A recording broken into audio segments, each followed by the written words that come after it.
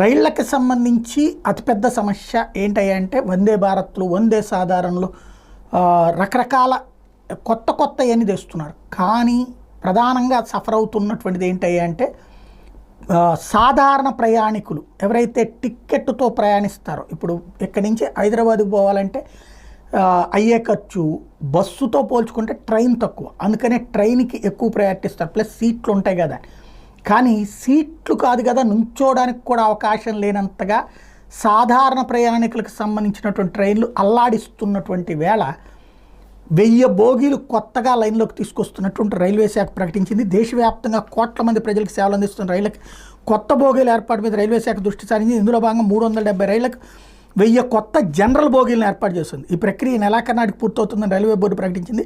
ఈ బోగీల ద్వారా రోజు 1,00,000 మంది ప్రయాణించవచ్చని పేర్కొంది. పలు రైళ్లకు ఎప్పటికే 583 జనరల్ కోచ్లను అమర్చితే మిగతా రైళ్లకు ఏర్పాటు